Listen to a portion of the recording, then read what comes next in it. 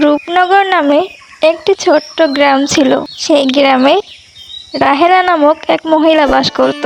রাহেলার একটি মাত্র মেয়ে মিষ্টি। মিষ্টি সুন্দর, শান্ত আর কোমল মনের অধিকারী ছিল। মিষ্টির জন্মের কয়েক মাস পরেই তার বাবা মারা যায়। তারপর থেকে রাহেলা মানুষের বাড়িতে কাজ করে তাদের সংসার চালাতো। একদিন হঠাৎ করে রাহেলা অসুস্থ হয়ে পড়ে।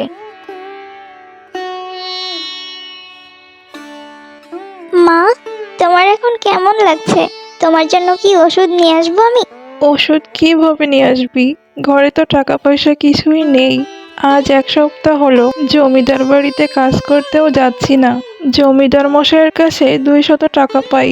তুই গিয়ে দেখ তো টাকাটা দেয় কিনা। আচ্ছা মা, যাচ্ছি।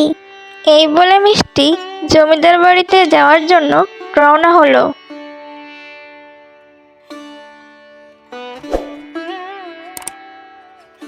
অবশেষে মিষ্টি জমিদার বাড়িতে গিয়ে পৌঁছালো এবং তাকে ডাকতে লাগলো। জমিদার মশাই, ও জমিদার মশাই, বাড়িতে আছেন? কে রে? কে ডাকলো আমায়? আমার নাম মিষ্টি। আমি ডাকছিলাম আপনাকে জমিদার মশাই। ও, তা আমাকে ডাকলি কেন? কি হয়েছে বল? আমার মা খুব অসুস্থ। ঘরে একটা টাকাও নেই যে মায়ের ওষুধ কিনবো। আমার মা আপনার কাছে 200 টাকা পেত। যদি টাকাটা দিতেন তাহলে খুব ভালো হতো। ও আচ্ছা, এই নে 200 টাকা। তাড়াতাড়ি গিয়ে তোর মার ওষুধ কিনে দে। টাকাটা দেওয়ার জন্য আপনাকে অনেক ধন্যবাদ জমিদার মশাই। আমি এখন যাই তাহলে, মায়ের ওষুধ কিনতে হবে। আচ্ছা যা তাহলে। এরপর মিষ্টি তার মায়ের জন্য ওষুধ কিনে নিয়ে বাড়িতে ফিরে গেল।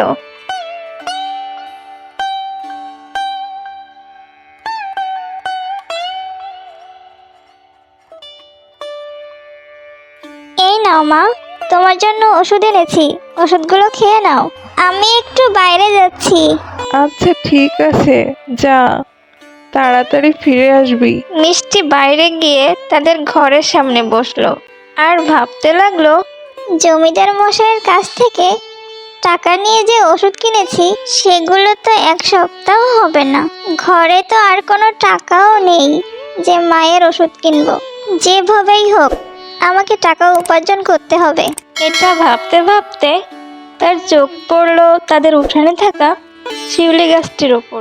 আমাদের উঠানে যে শিউলি গাছটি আছে, এই গাছ থেকে যদি আমি ফুল পেড়ে কিছু মালা গেঁথে যদি বাজারে বিক্রি করি তাহলে কিছু টাকা উপার্জন করতে পারবো আর মায়ের ওষুধও কিনতে পারবো। আরে, এটা তো আমার মাথায় আসেনি আগে। তারপর মিষ্টি ফুল গাছটির নিচে গেল আর কিছু ফুল কুড়িয়ে নিয়ে মালা গাঁথতে শুরু করলো।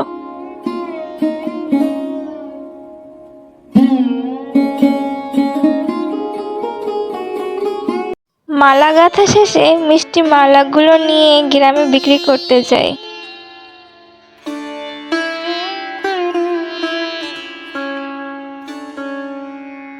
মালা নেবেন? মালা, শিউলি ফুলের মালা। ভালো ভালো সুন্দর সুন্দর ফুলের মালা আছে। ওহে ফুলওয়ালি, দাঁড়াও, আমি ফুলের মালা কিনবো।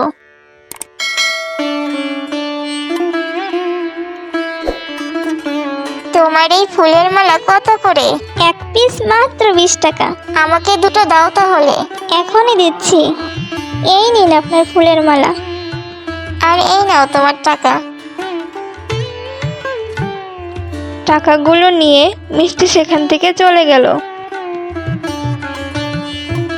ফুলগুলো তাজা ও মালাগুলো সুন্দর হওয়ার কারণে মিষ্টির কাছ থেকে ফুলের মালা কেনার জন্য অনেক লোক জড়ো হলো আর কিছুক্ষণের মধ্যেই মালাগুলো বিক্রি হয়ে গেল। আজ প্রথম দিনেই মালাগুলো খুব ভালোভাবে বিক্রি হয়ে গেল। অনেকগুলো টাকাও পেয়েছি। এগুলো দিয়ে মায়ের ওষুধ কিনতে পারবো। যাই, এখন বাড়ির দিকে যাই। এই বলে মিষ্টি বাড়িতে ফিরে গেল।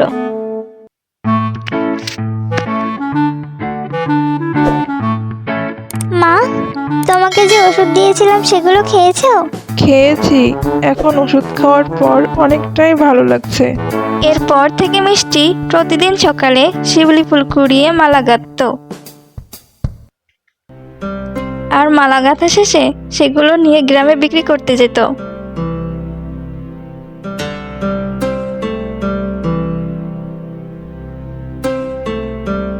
মিষ্টির ফুলগুলো সুন্দর ও তাজা হওয়ার কারণে গ্রামের সবাই মিষ্টির কাছ থেকেই মালা কিনতো।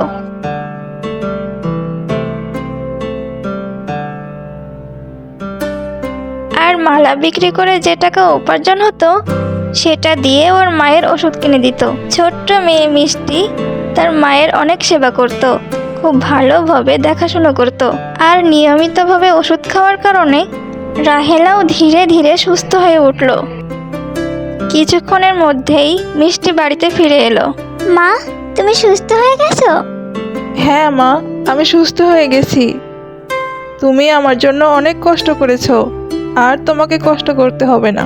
তুমি এখন থেকে মন দিয়ে পড়াশোনা করবে। আচ্ছা ঠিক আছে মা। এরপর থেকে তারা সুখে শান্তিতে বসবাস করতে লাগলো।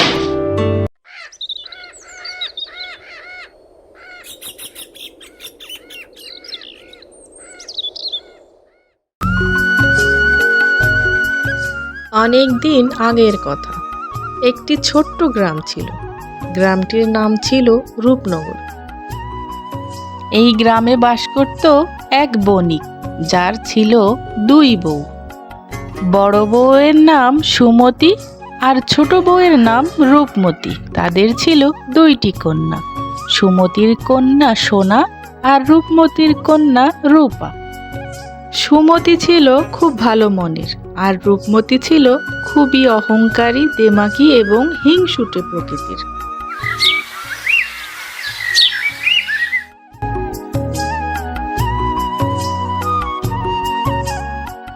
ছোট, আমি বাইরের কাজগুলো সেরে ফেলি, তুই বরঞ্চ দুপুরের রান্নাটা বসিয়ে দে।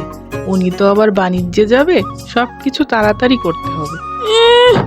আমি ওসব রান্না বান্না করতে পারবো না, দেখছো না আমার চুলে অনেক জট বেঁধেছে। আমি চুলে জটটা সারিয়ে নিই। ছোট বউয়ের এমন কথা শুনে বড় বউ মনে মনে খুব কষ্ট পেল। তারপর সে সকল কাজ গুছিয়ে ফেলল। তারপর রান্না বসালো।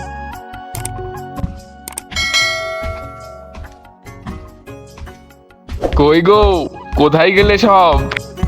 আসছি গো আসছি, সারাদিন যা পরিশ্রম করেছি অনেক ধকল গেছে, শরীরটাও ক্লান্ত হয়ে গেছে। বড় বউ তো কোনো কাজ করবে না, সব কিছু আমাকেই সামলাতে হয়। এ কি বলছিস ছোট? সব কাজ তো আমিই করলাম।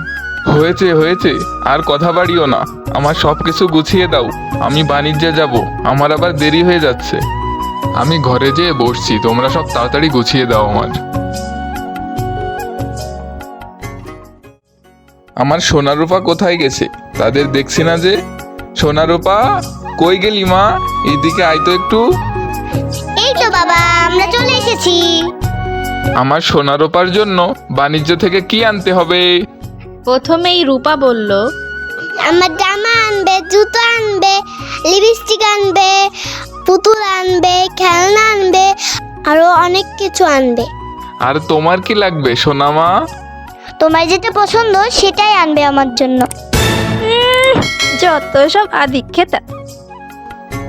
তারপর বণিক সবকিছু গুছিয়ে নিয়ে বাণিজ্যে রওনা হলো।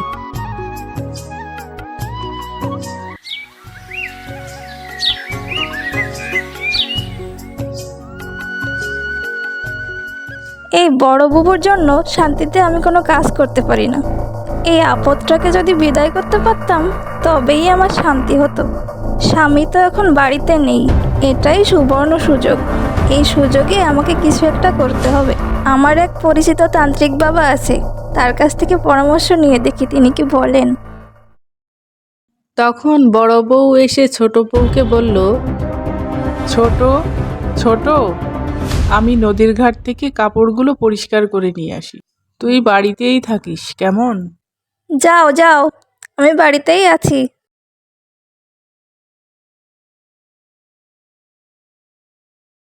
এটাই সুযোগ, এই সুযোগে আমি তান্ত্রিকের কাছে যাই।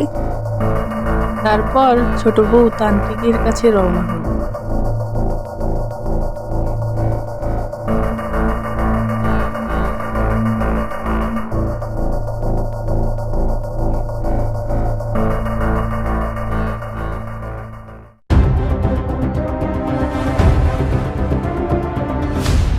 বাবা, আমার বড় সতীনের জন্য আমি সংসারে শান্তি পাই না, তাকে সরানোর জন্য কিছু একটা ব্যবস্থা করুন। তান্ত্রিকটি ছিল খুবই লোভী এবং দুষ্টু প্রকৃতির। কোনো চিন্তা করিস না, এখনই ব্যবস্থা দিচ্ছি, কিন্তু খরচাটা একটু বেশিই পড়বে। ও নিয়ে আপনি একদমই ভাববেন না বাবা, আপনি নিশ্চিন্ত থাকুন। ফুড়ুং ফাড়াং ফস, সবাই আমার বস। তারপর তান্ত্রিক ছোট বউয়ের হাতে তেলের শিশি দিয়ে বলল, এই নে ধর, এই তেলটা তোর বড় সতীনের মাথায় লাগিয়ে দিবি, দেখবি কিছুক্ষণের মধ্যেই তোর সতীন ছোট হয়ে গেছে। তারপর কলসিতে পুরে পুকুর পাড়ে পুঁতে রেখে আসবি। আপনাকে অনেক ধন্যবাদ বাবা। তারপর ছোট বউ তেলটি নিয়ে বাড়িতে পৌঁছে গেল।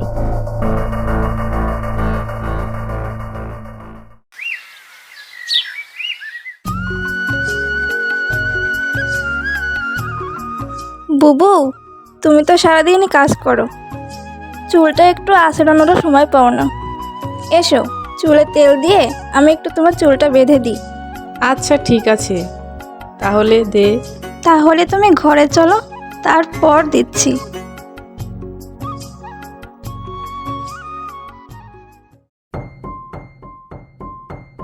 তারপর ছোট বউ বড় বউয়ের মাথায় তেল মালিশ করে।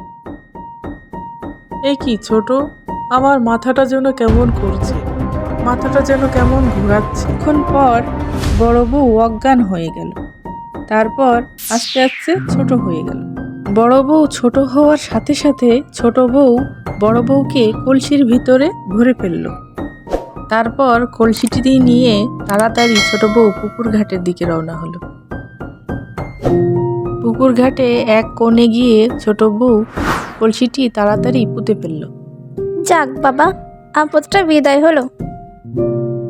তারপর ছোট বউ বাড়িতে ফিরে আসলো।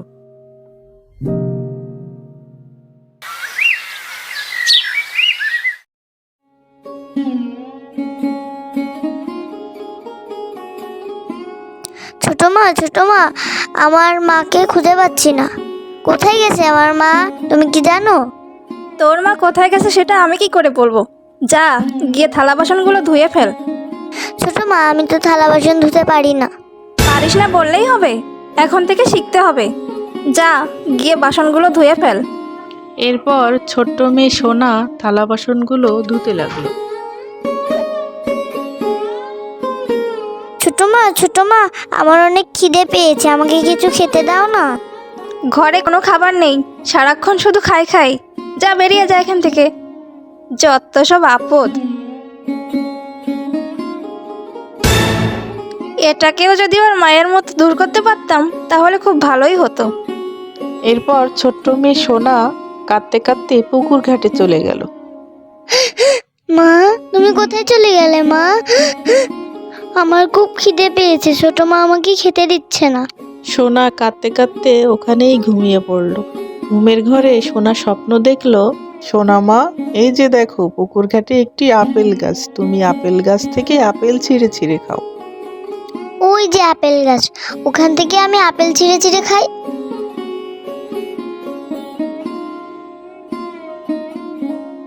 তারপর ছোট্ট মেয়ে সোনা গাছ থেকে আপেল ছিঁড়ে খেতে লাগলো। ওর পেট ভরে গেল এবং ও আনন্দের সাথে বাড়িতে ফিরে আসলো। তারপর সোনার যখনই খিদে পেত, সোনা আপেল গাছ থেকে আপেল ছিঁড়ে খেত। একদিন রূপা তা দেখে ফেলল। তারপর রূপা ওর মার কাছে এসে বলল, মামা জানো, পুকুর ঘাটে একটা আপেল গাছ এসে, আপনা প্রতিদিন ওই গাছ থেকে আপেল খায়। সত্যি? চল তো গিয়ে দেখে আসি। এরপর মা ও মেয়ে মিলে পুকুর ঘাটে গেল। আরে সত্যিই তো, এটা আবার কবে হলো? যাই হোক, চল আমরাও ওই গাছ থেকে আপেল পেড়ে খাই। তারপর তারা দুজনেই সেই গাছ থেকে আপেল পেড়ে খেলো। যেই না আপেল তারা খেলো, অমনি তারা দুজনেই বাদরে পরিণত হলো। যারা দুষ্টু মনের লোক তারা এই গাছের ফল খেলে বাদরে পরিণত হবে, আর যারা ভালো মনের তাদের কিছুই হবে না, তারা তৃপ্তি করেই এই ফল খেতে পারবে। এভাবে রূপমতী তার পাপের সাজা পেল এবং বাদর হয়ে বনে চলে গেল। বণিক তার বাণিজ্য থেকে ফিরে এলো। বড় বউ, ছোট বউ, কোথায় গেলে তোমরা? সোনামা, রূপামা, কই তোমরা? তারপর সোনা ঘর থেকে বেরিয়ে এলো একাই। সোনামা, তুমি একা কেন? আর বাড়ির সবাই বা কোথায়? অনেক দিন মাকে খুঁজে পাচ্ছি না, আর 2 দিন হলো ছোট মা আর রূপাকে খুঁজে পাচ্ছি না। বলিস কি? তাহলে তো চিন্তার বিষয়। আমি অনেক দূর থেকে এসেছি তো, অনেক ক্লান্ত, একটু জিরিয়ে নি। বণিক ক্লান্ত থাকায় বিশ্রাম নিতে গিয়ে ঘুমিয়ে পড়ল। স্বপ্নে বণিক বড় বউকে দেখল। বড় বউ স্বপ্নের মধ্যে বণিককে সবকিছু বলল। বণিকের ঘুম ভেঙে গেল। বণিক সোনাকে নিয়ে দ্রুত পুকুর ঘাটে চলে গেল। বণিক পুকুর ঘাট থেকে মাটি খুঁড়ে কলসিটি বের করলো। কলসি থেকে সুমতিকে বের করলো।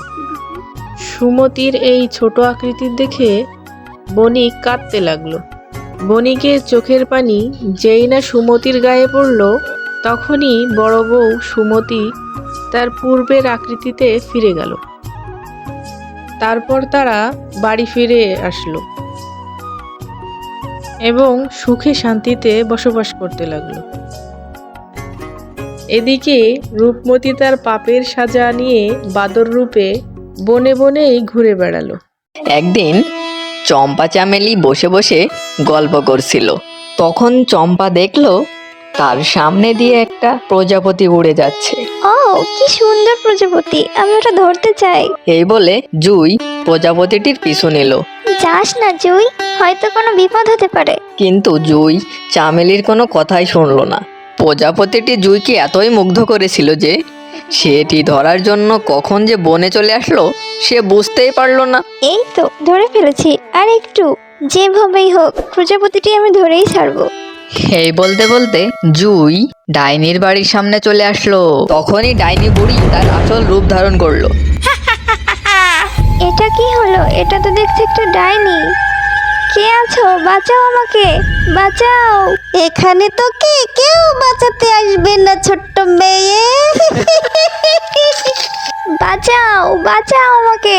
তোকে আমার হাতে মরতে হবে। সামনে অমাবস্যার রাত, সেই রাতে আমি তোকে মেরে রক্ত চুষে খাবই। আর আমি হব সবচেয়ে শক্তিশালী ডাইনি। না, কিছুতেই না, তুমি আমাকে কিছুতেই মারতে পারবে না। তোমার এই আশা কোনো দিন পূর্ণ হবে না।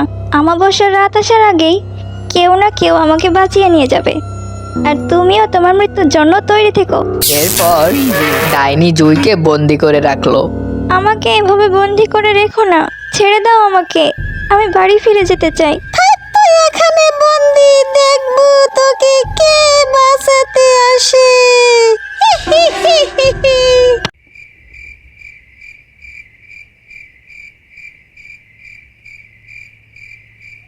গিন্নি, অনেকক্ষণ ধরে জুইকে দেখছি না, কোথায় গেছে ও? বিকেলে জুই চামেলির সাথে খেলা করতে গেছিল, আর তো ফেরেনি। বলো কি? এটা তো চিন্তার বিষয়। সন্ধ্যা গড়িয়ে রাত হয়ে আসলো, এখনো তার খোঁজ নেই। তুমি একটু চামেলিদের বাড়িতে গিয়ে দেখো তো। ঠিক আছে, আমি এখনই যাচ্ছি। এরপর জুইয়ের বাবা জুইকে খোঁজার জন্য চামেলিদের বাড়িতে গেল।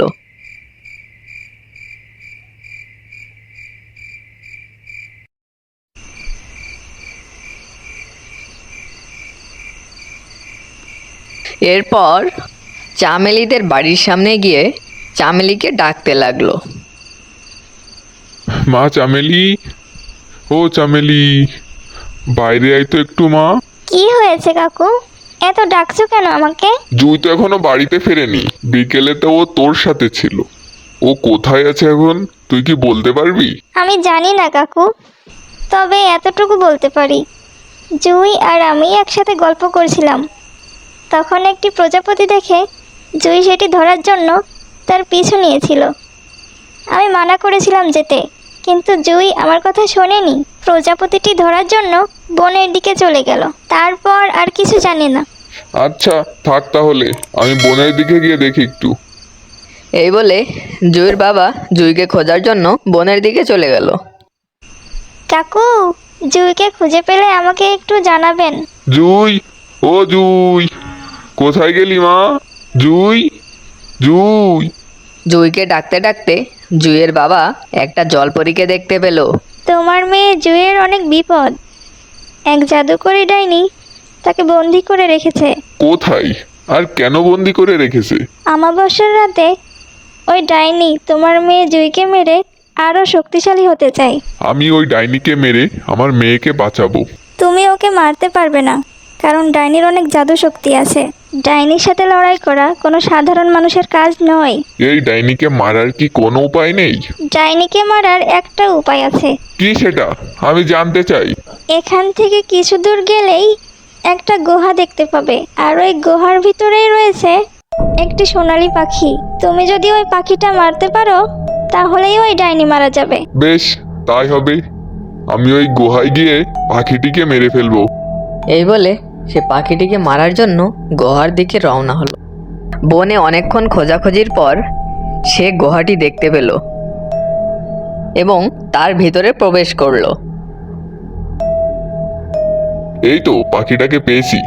যাই, সময় নষ্ট না করে পাখিটাকে মেরে ফেলি।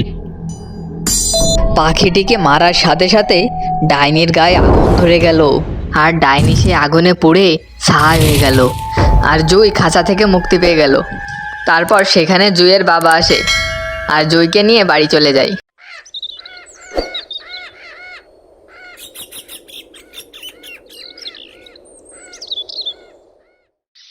সোনাইপুর নামে একটা ছোট্ট গ্রাম ছিল। সেই গ্রামে বাস করত নন্দিনী, তার সৎমা ও বাবা। এমনই একদিনের কথা। গ্রামের ভোর, পাখির ডাক শোনা যাচ্ছে। উঠোনে নন্দিনী ঝাড়ু দিচ্ছে। তার চোখে একটু দুঃখ, তবু মুখে শান্তির ছাপ। তখনই নন্দিনীর সৎমা সেখানে এসে বলে, এই নন্দিনী, কাজের কাজ তো কিছু করিস না। সকাল হইতেই এই যে উঠোনে বৈশা বৈশা ঝাড়ু দিচ্ছিস, হাঁড়ি ধোয়া, পানি আনা, গরুকে খাবার দেওয়া, সব কিছু কখন করবি? আমি তোর বাপের সব বলবো আজ। মা, আমি তো ভোর হইতেই উঠছি। আগে হাঁড়ি ধুইছি, তারপর পানি আনছি, এখন উঠোন ঝাড়ু দিচ্ছি। একটু দেরি হয়েছে শুধু। আমি তো চেষ্টা করছি সব কিছু করার। এই কথা শুনে নন্দিনীর সৎমা রেগে যায় এবং রাগে ফুঁসতে ফুঁসতে বলে, চেষ্টা চেষ্টা দিয়া কি পেট ভরবে? আমার মেয়েটা থাকলে 1 মিনিটে সব শেষ করত। তুই তো অলস, একটা কাজ করতেই দিন শেষ করে ফেলছিস। তোর মায়ের মতো হইছিস, কোনো কাজেরই না। মা, আমারে দোষ দিও না। আমি চেষ্টা করি সাধ্য মতন। আমার একটু স্নেহ করলে আমি আরও ভালো কাজ করতে পারতাম। তখনই বাজার থেকে আসে করিম মিয়া। করিম মিয়া হলো নন্দিনীর বাবা, আর এসেই বলে, আরে, এত হইচই হচ্ছে কেন? সকালের বাতাসে শান্তি যেন উড়ে গেছে। নন্দিনী তো ছোট্ট মেয়ে, ভুল করলে একটু বুঝাইয়া বলো। বুঝাইয়া বইলা লাভ নাই। মেয়েটা তার মায়ের মতো জেদি। তুমি শুধু আদর করো, তাই কাজে মন দেয় না। আমি না থাকলে এই ঘর অচল হয়ে যাইত। ও বাবা, আমি চেষ্টা করি সব কাজ করার, কিন্তু মা আমারে সবসময় বকাঝকা করে। আমি অনেক কষ্ট পাই। তুই কষ্ট পাইস তা? ঘরের শান্তির জন্যে মারে মানিয়া চলতে হবে।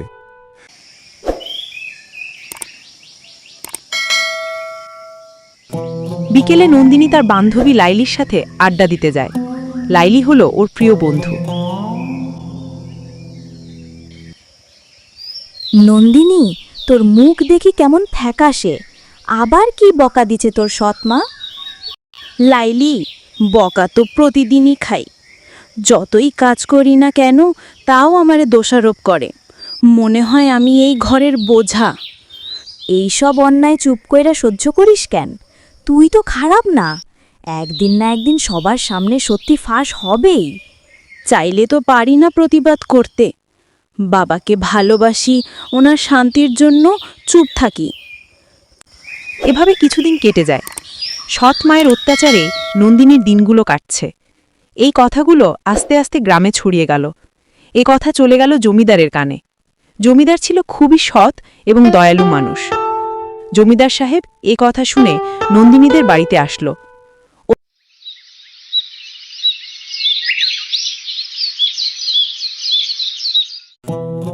ও করিমউদ্দিন, গ্রামের লোকজন কানে কানে কইতেছে তোমার মাইয়া নন্দিনী দিনরাত কাজ করে, তবুও তোমার বউ ওরে অত্যাচার করে।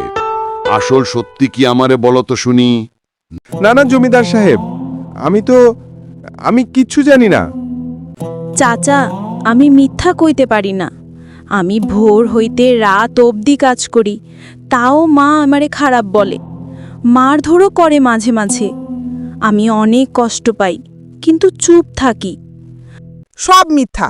মা এটা আলসেমি করে, আমি একটু বকলে নাটক শুরু করে। না হালিমা, গ্রামের সবাই জানে নন্দিনী কেমন শান্ত স্বভাবের। মিথ্যা বেশি দিন চাপা থাকে না। তুমি যদি আর ওরে কষ্ট দাও, আমরা গ্রামের সবাই একসাথে দাঁড়ানো, তখন বুঝবে। হালিমা, আমি এতদিন চুপ আছিলাম, ভাবছিলাম তুমি আমার সংসার সামলাইতেছ, কিন্তু আজ বুঝলাম তুমি অন্যায় করছো আমার মেয়ের ওপর। আমার মাইয়া আমার চোখের মণি, আর কোনোদিন ওরে কষ্ট দিবে না। ভুল হয়েছে আমার, আমি আর এমন করব না, আমারে মাফ করে দে। বাবা, আমি শুধু চাই একটু ভালোবাসা। আমি খুশি থাকতে চাই, এই ঘরে শান্তিতে থাকতে চাই। অত্যাচার যতদিনই চলুক না কেন, একদিন সত্যি জয়লাভ করে। আর ভালোবাসার শক্তি সবচেয়ে বড় শক্তি। ভিডিওটি ভালো লাগলে চ্যানেলটি সাবস্ক্রাইব করে দিও, আর একটা সুন্দর কমেন্ট করতে কিন্তু মোটেও ভুলো না। সুন্দরবনে ডাইনির একটি আম গাছ ছিল। দিন রাত ডাইনি সেই আম গাছটি পাহারা দিত। এই বনে থাকি আমি, বনে বসবাস, যে আমার আম খাবে তারই সর্বনাশ। এই বছর অনেক আম ধরেছে গাছে, আমি একটা খেয়ে দেখি তো আম কেমন হয়েছে। এই বলে ডাইনি গাছের আম খেতে লাগলো।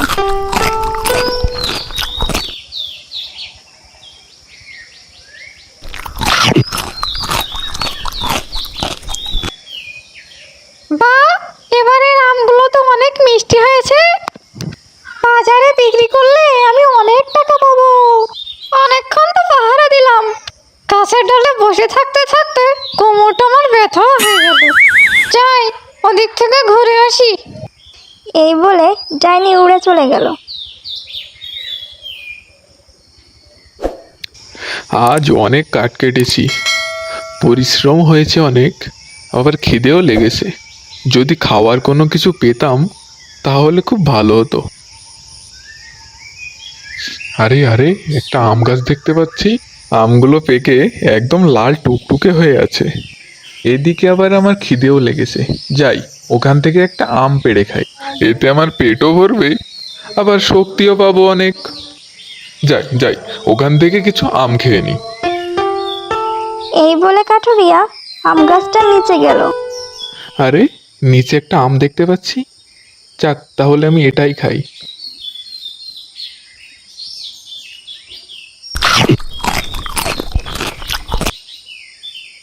আরে বাহ, আমটা খেতে তো ভারী মিষ্টি।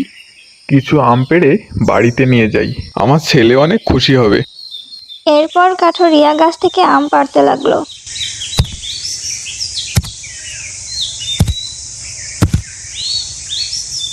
আম পাড়া শেষে কাঠুরিয়া আমগুলো নিয়ে বাড়ির পথে চলল।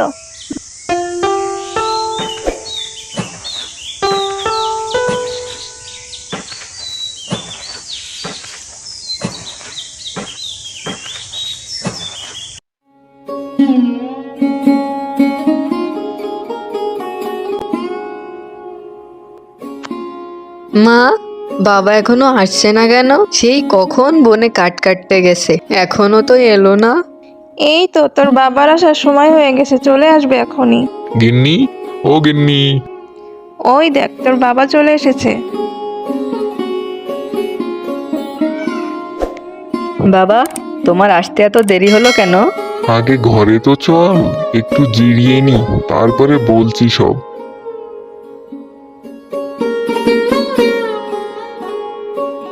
এবার বলো বাবা, তোমার বাড়িতে আসতে এত দেরি হলো কেন?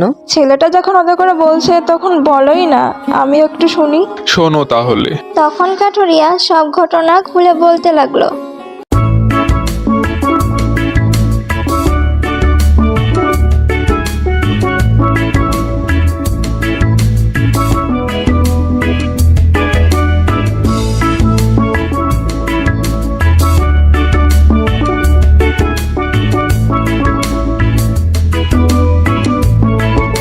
কোথায় আম? দাও আমাদের। হ্যাঁ বাবা, আম দাও আমাদের। দাঁড়াও দিচ্ছি। এই বলে কাঠুরিয়া ওদের আম খেতে দিল।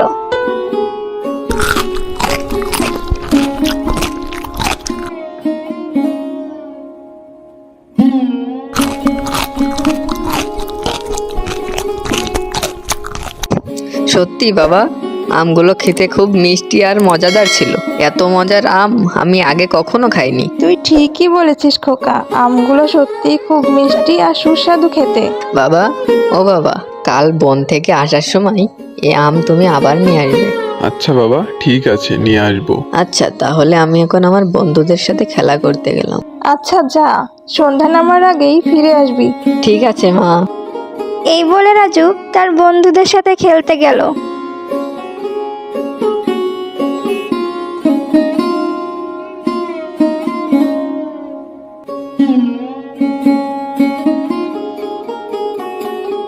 কিরে সূর্য, তোর আজ খেলা করবি না? না রে বন্ধু, আজ খেলা করতে ইচ্ছা করছে না। চল তাহলে আমরা জমি আড্ডা দিই। আগে তুই এসে বস তো। ঠিক আছে, বসছি। তারপর তারা চার বন্ধুতে মিলে গল্প করতে লাগলো। ওরা গল্প করতে থাকুক, এই পাশে তোমরা টুকুস করে লাইক করে দাও। গল্পের এক পর্যায়ে রাজু বলল, জানিস বন্ধু, আজকে আমার বাবা বন থেকে আসার সময় আম নিয়ে এসেছিল। আমটা যে এত মিষ্টি ছিল, আমি জীবনে এমন আম কখনো খাইনি। তখন সূর্য বলে উঠল, তাই নাকি? তা কোন বনে গেছিল তোর বাবা? গ্রামের উত্তর দিকে যে সুন্দরবনটা আছে না, ওই দিকে। ও আচ্ছা। আচ্ছা বন্ধু, থাক তাহলে তোরা, অনেকক্ষণই তো গল্প করলাম। বেশি দেরি হলে মা আবার আমাকে অনেক বকবে। আচ্ছা যা তাহলে। এরপর রাজু বাড়িতে ফিরে গেল।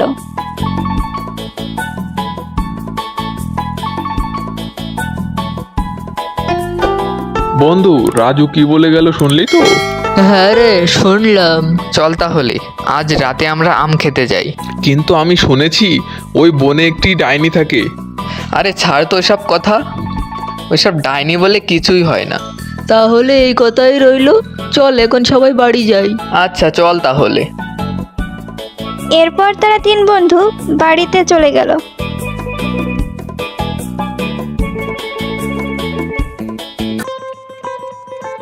এইদিকে ডাইনি তার আম গাছে ফিরে আসলো আর এসেই বলল, গাছে আম যেন কম কম লাগছে।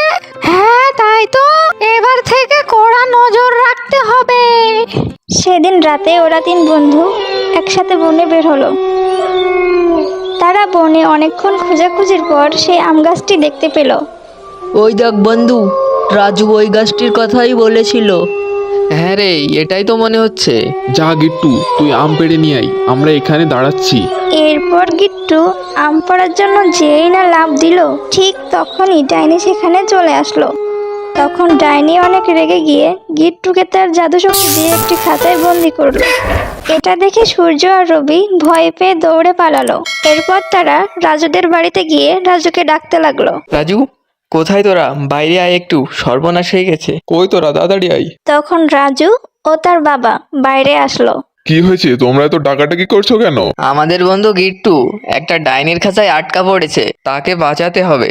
সে কি, কিভাবে আটকা পড়লো?